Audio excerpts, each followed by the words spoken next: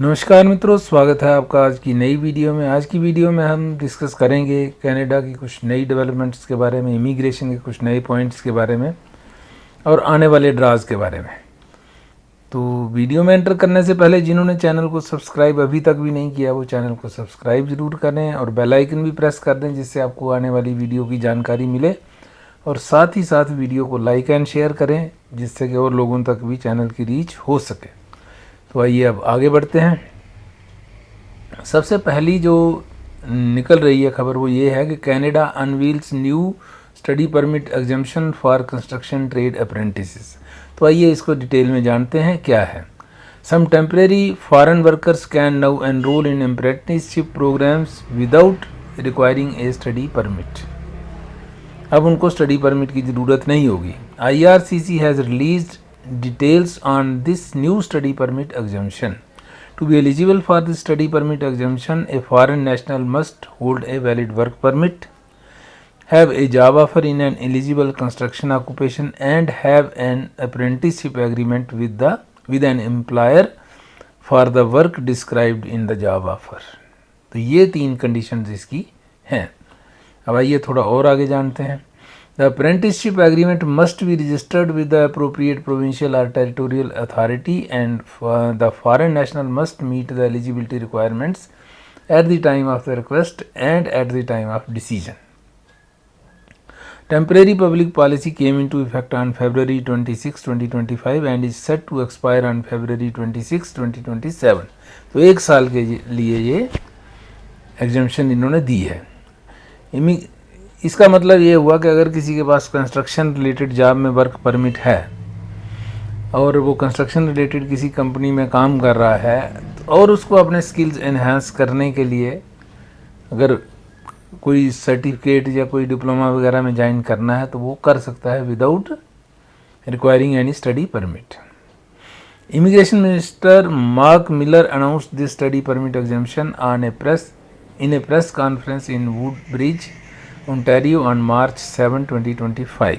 हालांकि ये इम्प्लीमेंट फरवरी 26 से हुआ है, अनाउंसमेंट इसकी मार्च 7 को की है इमिग्रेशन मिनिस्टर ने। अब ऑक्यूपेशन कौन कौन से एलिजिबल हैं उसके बारे में भी एक नज़र डाल लेते हैं। ऑक्यूपेशन ये है ब्रिकलेयर्स, कैबिनेट मेकर्स, कारपेंटर्स, इनके नाग कोड भी आप देखते जाइए। Civil engineering technologists and technicians, civil engineers, concrete finishers, construction estimators, construction managers, construction millwrights and industrial mechanics, electrical mechanics,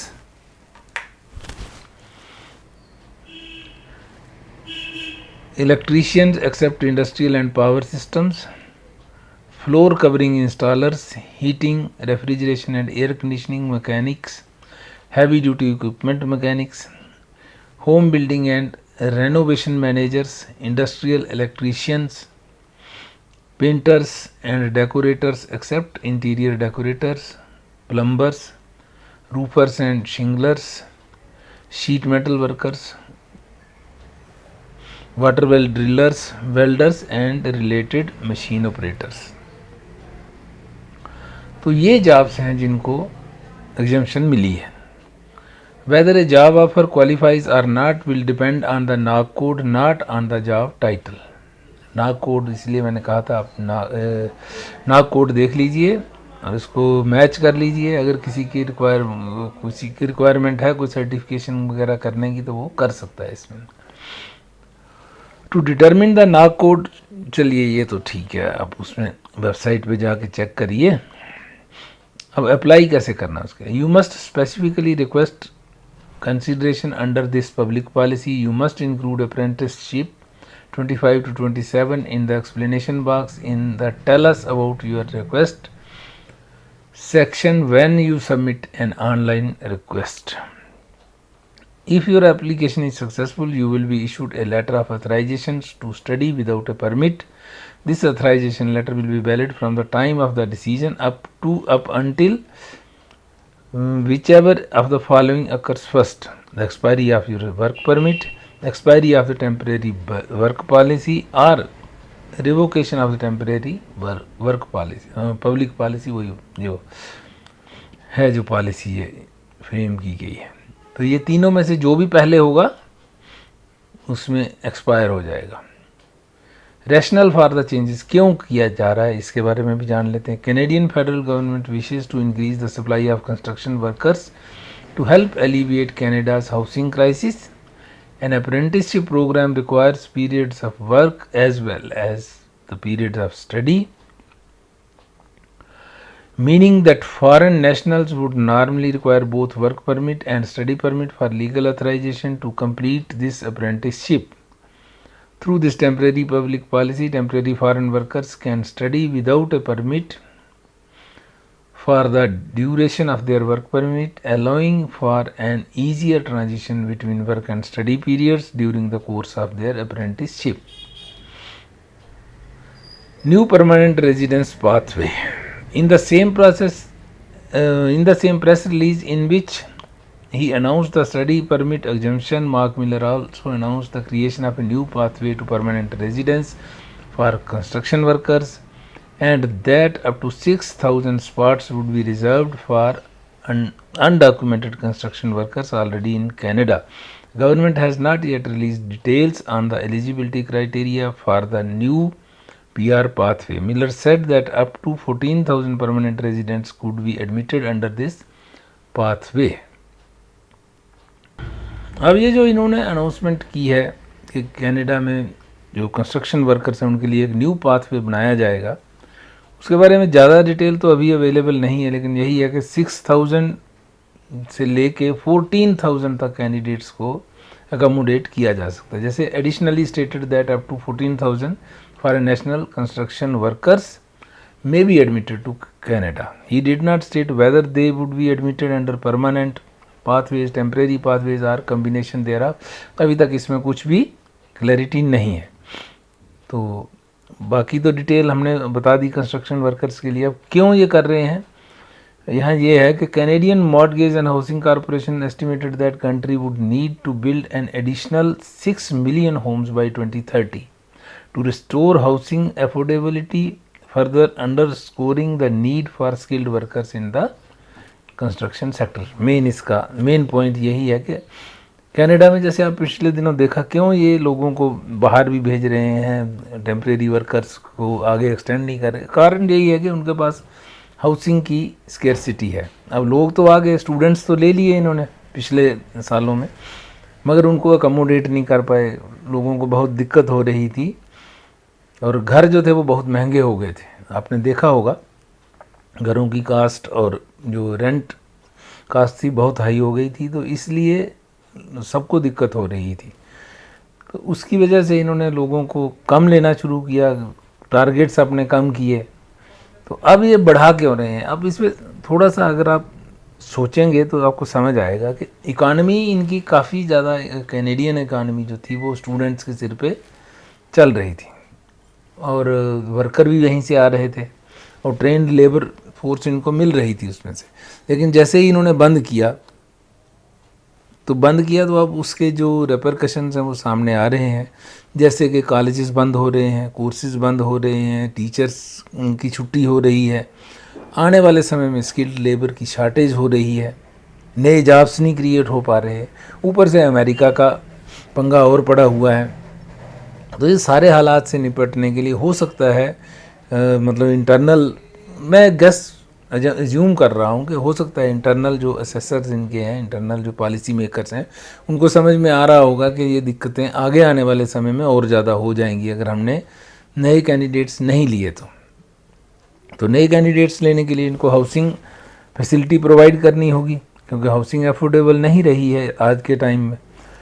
तो इसलिए उस कंस्ट्रक्शन सेक्टर को ये बढ़ावा देने के लिए ये सारी कहानी गढ़ी जा रही है, ताकि आने वाले समय में देखना आप स्टूडेंट्स का भी कोटा बढ़ेगा, जो पिछले साल का था उससे इंक्रीज़ होगा, इस बार स्टूडेंट्स का भी बढ़ेगा अगर कुछ और गड़बड़ ना हुई तो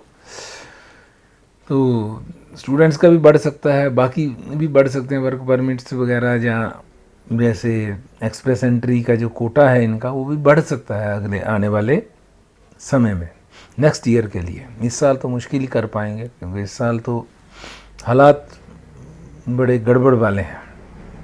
तो एनी हाउ अब आगे चलते हैं। ट्रेड्स कैटेगरी में इन्होंने क्या क्या चेंजेस किए हैं उसकी भी एक बार देख लेते हैं। In addition to designating trade occupations as priority category for invitations to apply express entry में under the express entry stream, the immigration department also added 19 new occupations to the category. ये पिछली वीडियो में हमने हालांकि बताया भी था, लेकिन एक बार फिर भी among the addition added occupations were several construction occupations including construction managers, construction estimators, bricklayers, roofers and shinglers, floor covering installers and painters and decorators except interior decorators। तो ये कंस्ट्रक्शन से रिलेटेड ये जो ऑक्यूपेशंस थे ये इसमें add किए गए थे। टोटल तो 19 किए गए थे। तो इस तरह से खैर चेंजेस तो IRCC शुरू से ही करता रहता है, लेकिन इस बार कंस्ट्रक्शन के ऊपर ज़्यादा फोकस है, इसलिए नया पाथवे भी हमें देखने को मिल सकता है जल्दी ही। और कंस्ट्रक्शन लेबर्स को कुछ स्पेशल फैसिलिटीज़ जैसे PNP प्रोविंसेस वगैरह को अलाउ किया जा सकता है कि इनको स्पेशल प्रायोरिटी में आप ले सकते हैं। जैसे 6,000 या 14,000 तक वो ले सकते हैं, तो किसी ना किसी जगह उनको एडजस्टमेंट करके एडजस्ट किया जा सकता है। तो let's hope for the best for the construction workers. तो 25-27 इमिग्रेशन लेवल्स प्लान, ये बात मैंने पहले ही डिस्कस कर दी है। तो इसमें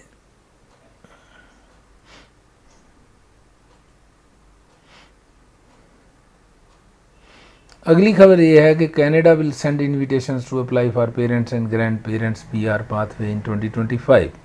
ये हेडलाइंस तो है, घूम रही है न्यूज़ ये, लेकिन अभी तक इसका अनाउंसमेंट नहीं हुई है कि एप्लीकेशन कब से एक्सेप्ट कर रहे हैं। अभी क्योंकि 2020 वाला जो पूल था उसमें से ही एप्लीकेशंस ली जा रही थी, तो अभी 2025 के पूल में कितने कैंडिडेट्स लिए जाएंगे, कैसे होगा, वो अभी अनाउंसमेंट होगी। वैसे शायद 10,000 तक इनका टारगेट है। लेट अस सी कि कब होता है। तो जो लोग अप्लाई करेंगे पूल में उनको मौका मिल सकता है, उनको लॉटरी वगैरह उनका अगर नंबर आ गया तो उनको PR मिल सकती है। तो ये अभी इसकी अनाउंसमेंट ऐसे ही की है, सुपरफिशियली इन्होंने बता तो दिया है कि भाई कर देंगे, लेकिन उसकी अभी पॉलिसी गाइडलाइन या क्या है, जो डेट्स वगैरह अनाउंस नहीं हुई है। जैसे ही डेट्स वगैरह आती हैं तो कोशिश करेंगे आप तक जल्दी से जल्दी वो भी पहुंचा दी जाए। इसके बाद बात करते हैं कि Manitoba and Alberta issue invitations to apply for provincial nominations. कि PNP ड्राज जो है मैनीटोबा और अल्बर्टा के आए हुए हैं। On March 6 the Manitoba PNP held draws under 2 streams. The first draw was conducted under the skilled workers in Manitoba stream, जो Manitoba में ऑलरेडी हैं, which invited 98 candidates. The lowest ranked candidate in this draw had a score of 861। The second draw occurred under the skilled worker overseas stream. In this draw 13 candidates were invited. The lowest ranked candidates in this group had a score of 724. The skilled worker overseas draw invited profiles that declared that candidate had been directly invited by the MPNP under a strategic recruitment initiative. In total 111 letters of advice to apply were issued. Of these 27 were issued to candidates who declared a valid express entry profile number and a job seeker validation code। मतलब कि जिनके express entry profile में लगा हुआ था उनको दिया गया। अगला है अल्बर्टा। अल्बर्टा में फरवरी 7 टू मार्च 27 जो फरवरी 7 टू मार्च 7 के बीच अल्बर्टा ने जो ड्राज निकाले हैं उसकी बात कर लेते हैं। अल्बर्टा एक्सप्रेस एंट्री स्ट्रीम का फरवरी 7 को आया था। Number of invitation issued 20। Score की बात नहीं करेंगे क्योंकि वीडियो बहुत लंबी हो जाएगी। तो फरवरी 12 को जो आया था express entry stream accelerated tech pathway में, उसके बाद ये कंस्ट्रक्शन वाला था, उसके बाद हेल्थ केयर पाथवे भी था। किसी ने क्वेश्चन पूछा था हेल्थ केयर का कब आएगा, तो फरवरी 18 को आया था अल्बर्टा का। तो देखते हैं, क्वेश्चंस में देख लेंगे किसका है तो आपको आंसर दे दिया जाएगा। Dedicated health care pathway express entry profile है ये, और हेल्थ केयर कैटेगरी में इसको यहाँ पे नंबर इसका आ गया है। तो ये भी फरवरी 19 को भी जहाँ 32 कैंडिडेट्स को मैं आपको शायद डिस्कस भी किया था ये कि अगर आपका एक्सप्रेस एंट्री में डायरेक्ट कैटेगरी जो हेल्थ केयर के ड्राज नहीं आ रहे हैं तो आप पीएनपी में ट्राई कर लीजिए। यहाँ देखिए आप पीएनपी में मैनीटोबा के अंदर हेल्थ केयर को प्रेफरेंस दी गई है और ये कैटेगरी को इसमें इनवाइट किया गया है। 32 यहाँ किए गए, 19 को फिर 9 कैंडिडेट्स किए गए, फरवरी 27 को फिर हेल्थ केयर में 22 किए गए हैं, तो 28 को फिर से 9 कैंडिडेट्स किए गए हैं और मार्च 5 को जो ड्रा आया है उसमें 4 कैंडिडेट्स लॉ एनफोर्समेंट पाथवे में लिए गए। तो आप इसमें देख सकते हैं काफ़ी सारे हेल्थ केयर के कैंडिडेट्स यहाँ लिए गए हैं। तो आपको क्योंकि डायरेक्ट अगर एक्सप्रेस एंट्री के अंदर नहीं हो पा रहा है तो आप जिस भी प्रोविंस में आप हैं, अगर वहाँ पे जॉब ऑफर है, जो भी उसकी रिक्वायरमेंट्स हैं, अगर वो फुलफ़िल करें और ट्राई करें वहाँ पीएनपी के थ्रू करने की, तो आपका नंबर आ सकता है। फिर एक्सप्रेस एंट्री भी लगाएंगे तो एक्सप्रेस एंट्री में पॉइंट मिल जाएंगे, और एक्सप्रेस एंट्री विद पीएनपी अगर होगा तो प्रोसेसिंग टाइम भी कम है उसमें। विदाउट पीएनपी तो थोड़ा सा प्रोसेसिंग टाइम उसका ज़्यादा है। तो ये थी आज के वीडियो में टोटल जानकारी कि 2 ड्राज, जिसमें 2 पीएनपी ड्राज की कंस्ट्रक्शन वर्कर्स के बारे में डिटेल में बात की है। अब थोड़ा सा आने वाले ड्राज के बारे में भी बात कर लेते हैं। तो अब बात कर लेते हैं। तो आने वाले ड्राज की बात यह है कि 3 मार्च को जो हमारी सीआरएस पूल की जो स्टैंडिंग है वो थी इस तरह से 807, 23,000, 66,792, 13,000, 12,000 और ये इस तरह से। तो अब जो एक्सपेक्टेशन है इस वीक तो मुझे लग नहीं रहा कि कोई ड्रा आएगा। बाकी पता नहीं होता ईआरसीसी का, जी कभी भी कब निकाल दें कोई कह नहीं सकते। मैं आज मना कर रहा हूँ, हो सकता है शाम को ड्रा ही आ जाए तो आ भी सकता है। तो अगर आता है तो वेल एंड गुड है। वैसे अगले वीक तो आने की पक्की संभावना है ही है। बाकी अगर आज भी आ जाए तो बढ़िया बात है, आप लोगों को बेनिफिट ही है उसमें। तो कैटेगरीज़ आपको पता ही है, CEC, general, French language, health care and social services और ट्रेड, एजुकेशन और पीएनपी। अब ये कैटेगरीज हो गई हैं एक्सप्रेस एंट्री में। तो इनमें से किसी भी कैटेगरी का ड्रा जो है वो आ सकता है। लेट अस सी कि आज कोई ड्रा आता है या नहीं आता है, नहीं तो नेक्स्ट वीक तो आएगा ही आएगा। और जो मोर और लेस जो कट ऑफ स्कोर्स हैं वो इसी रेंज में रहने वाले हैं। रेंज की बात कर रहा हूँ मैं, इसी रेंज में रहने वाले हैं। तो बाकी देखते हैं अब क्या सिचुएशन होती है। एक दो दिन में एक नई वीडियो बनाते हैं, उसमें कट ऑफ स्कोर्स की भी एजम्पशन करते हैं, प्रिडिक्शन करते हैं। तो आज की वीडियो यहीं तक रखते हैं, मिलते हैं आपसे अगली वीडियो में। तब तक के लिए नमस्कार। जिन्होंने चैनल को सब्सक्राइब नहीं किया वो चैनल को सब्सक्राइब करें और बेल आइकन भी प्रेस करें। साथ ही साथ वीडियो को लाइक एंड शेयर भी करें, जिससे कि चैनल की रीच और लोगों तक भी हो सके। तो thanks for watching, have a nice time, see you again in the next video, जो कि ड्रा के ऊपर बनाते हैं।